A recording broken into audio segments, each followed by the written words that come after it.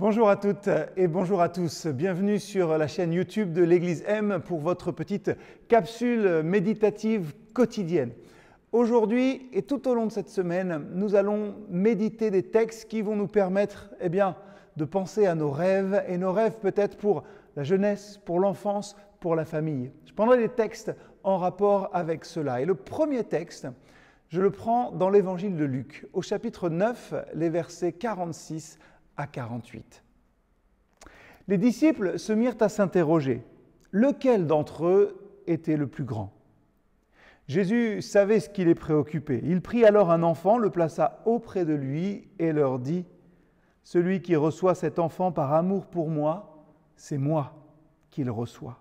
Et celui qui me reçoit, reçoit celui qui m'a envoyé. Car celui qui est le plus petit parmi vous tous, c'est lui qui est le plus grand. » Je suis sûr que ça vous est déjà arrivé de dire « Quand je serai plus grand, je ferai ceci ou je ferai cela. Quand j'aurai 18 ans, je serai enfin un adulte et quand j'aurai 20 ans, je serai un ancien. » Une amie m'a aussi dit que sa vie avait complètement changé à partir du moment où elle avait eu 40 ans. Et je la cite, Un jour, je me suis levé et je me suis dit « J'ai 40 ans, 2 enfants, un métier.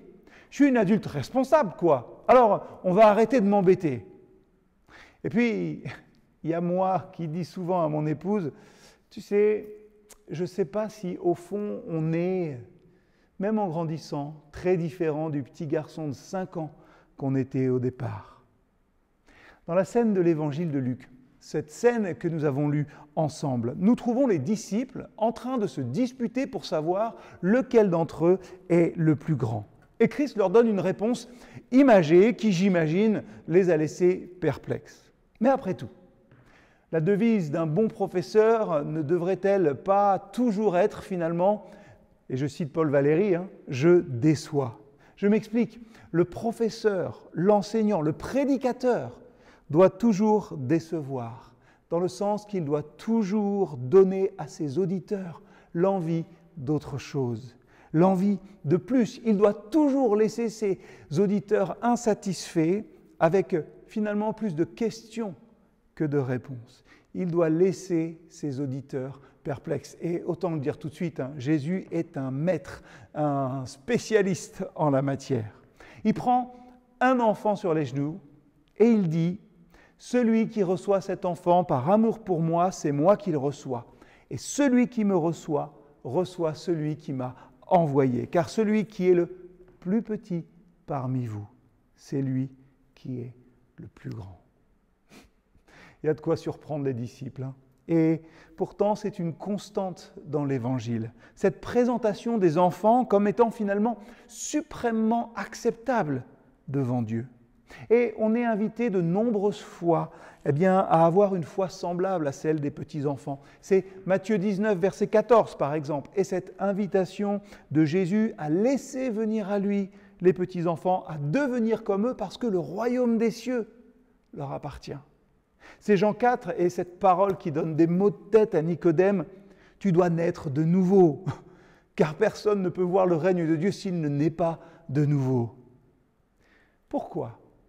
Pourquoi est-ce qu'un rabbi, un maître comme Jésus, insiste autant pour que nous retrouvions dans notre foi un état, et je mets des guillemets, considéré comme si méprisable à son époque ? Un enfant, après tout, c'est dépendant, sans défense, immature et sans expérience du monde ou de la vie. Jésus nous interroge. Jésus nous laisse perplexes. Et son enseignement semble même être contredit par Paul un peu plus tard, qui, lui, va nous inviter à laisser derrière nous l'état enfantin. C.S. Lewis a dit un jour quelque chose qui m'éclaire encore aujourd'hui dans cette compréhension de redevenir, d'être comme des enfants, de naître de nouveau.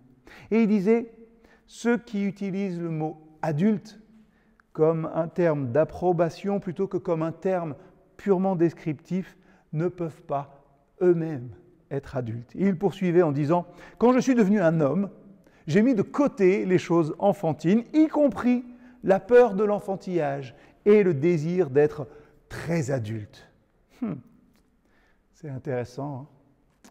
Connaissez cette expression, c'est ce que font les adultes. Souvent on dit, mais c'est ce que font les adultes, hein, comme une justification. Et c'est dangereux. Ça laisse supposer qu'à un moment, de manière un peu magique, on a découvert le secret des choses. C'est ce que font les adultes. Ça laisse penser que c'est comme ça et pas autrement. C'est catégorique, c'est un état. Bah, je sais, c'est pas super, mais qu'est-ce que tu veux? C'est ce que font les adultes. Que signifie pour nous embrasser l'alternative proposée par Jésus et ainsi rester des enfants de Dieu? Ça nous entraîne à nous méfier de cette excuse. Hein. Bah, c'est ce que font les adultes. Avoir une foi enfantine, ce n'est pas ce qui est demandé par Jésus. Avoir une foi enfantine, c'est un état de développement, elle en reste là. Devenir comme des enfants, par contre, c'est ce que nous demande expressément notre Seigneur.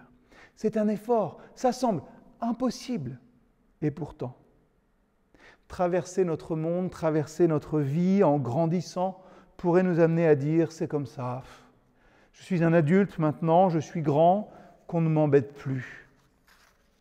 Pour Jésus, le plus grand doit être le plus humble, prêt à accueillir les plus insignifiants. Et plus tard, Jésus dira même à ses disciples que le plus grand parmi vous soit comme le plus jeune et celui qui gouverne comme celui qui le sert. Un peu plus loin, c'est Luc 22, versets 26 et 27. Ainsi, nous tous, du plus grand jusqu'au plus petit, nous avons des opportunités pour guider, encourager les autres dans l'Église et dans nos communautés, même les plus petits, même nos propres enfants qui, eux, n'ont qu'une envie, c'est d'être des adultes. C'est Chesterton qui a dit un jour que Dieu a l'appétit éternel de l'enfance, parce que nous avons péché, nous avons donc vieilli, et notre Père, qui est sans faute, est plus jeune que nous.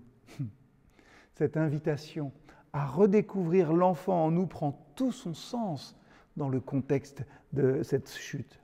Étant nés de nouveau, nous sommes maintenant sanctifiés à mesure que nous nous approchons de la nature, de l'état à laquelle nous appelle notre Père, l'ancien des jours qui, malgré l'éternité, reste sans doute pas si vieux que ça, en tout cas bien plus jeune que nous. Mon rêve aujourd'hui, que nous puissions, ici à l'Église M, que vous pouvez chez vous retrouver cette joie d'avoir la foi d'un enfant, une foi confiante, enthousiaste, dépendante certes, mais joyeuse. Et en même temps aussi, franche dans ses questions, prête à expérimenter, ayant l'esprit, l'envie, l'appétit de découvrir.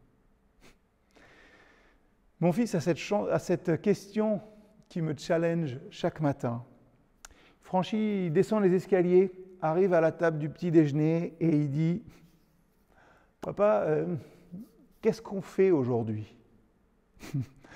Il est dans l'attente, dans l'espoir de vivre quelque chose d'excitant.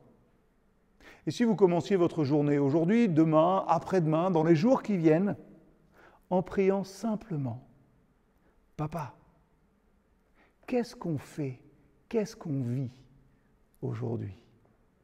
À bientôt.